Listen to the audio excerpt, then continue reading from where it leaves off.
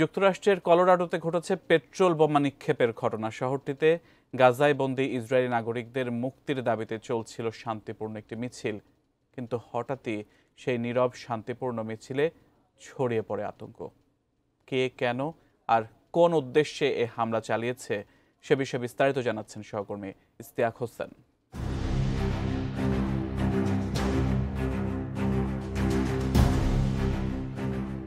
যুক্তরাষ্ট্রের কলোরাডো অঙ্গরাজ্যের বোল্ডার শহর। এখানের জনপ্রিয় পেরেস্ট্রিয়ান মল এলাকায় ইসরায়েলি জিম্মিদের মুক্তির দাবিতে চলছিল একটি শান্তিপূর্ণ আন্দোলন, কিন্তু এই বিক্ষোভেই হঠাৎ চালানো হয়েছে পেট্রোল বোমা দিয়ে হামলা, যাতে অন্তত 8 জন আহত হয়েছেন। আর ভয়াবহ এই ঘটনাকে সন্ত্রাসী হামলা হিসেবে অভিহিত করেই তদন্ত শুরু করেছে FBI। আন্তর্জাতিক গণমাধ্যম ফ্রান্স 24-এর একটি প্রতিবেদন থেকে জানা যায়, দেশটির স্থানীয় সময় দুপুর 1:30টার কিছু আগে কলোরাডো শহরের প্রাণকেন্দ্রেই এই হামলার ঘটনা ঘটেছে। প্রত্যক্ষদর্শী ও পুলিশ সূত্র জানিয়েছে, একজন হামলাকারী হাতে তৈরি একটি ফ্লেম থ্রোয়ার বা পেট্রোল বোমা নিয়ে উপস্থিত হয়ে প্রথমে ফ্রি প্যালেস্টাইন ও জায়ানবাদীরা নিপাত যাক স্লোগান দিতে থাকেন।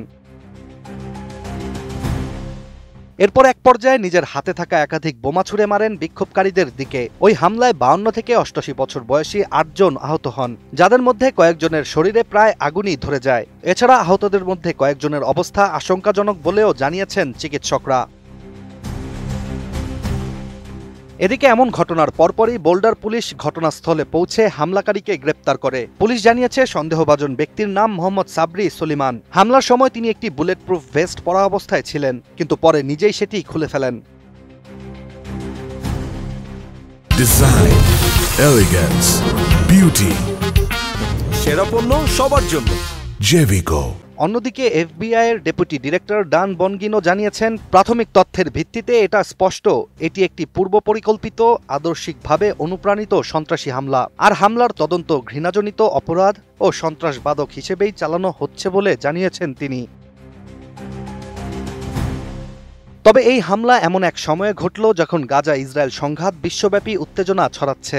2024 সালের 7 অক্টোবর হামাসের হামলায় ইসরায়েলে প্রায় 1200 জন নিহত হন এবং 250 জনকে জিম্মি করে গাজায় নিয়ে যাওয়া হয়। এখনও 28 জন ইসরায়েলি গাজায় বন্দী রয়েছেন, যাদের মধ্যে 1/3 এখনও জীবিত বলেই ধারণা করা হয়। অন্যদিকে ইসরায়েলি অভিযানে গাজায় এখন পর্যন্ত 54,000-এরও বেশি মানুষ নিহত হয়েছেন বলে জানিয়েছে হামাস নিয়ন্ত্রিত গাজার স্বাস্থ্য মন্ত্রণালয়। এখন দেখার বিষয়, যুক্তরাষ্ট্রের এই ঘটনা ইসরায়েল গাজা সংঘাতকে কিভাবে প্রভাবিত করে। Istiaq Hossain, ATN news.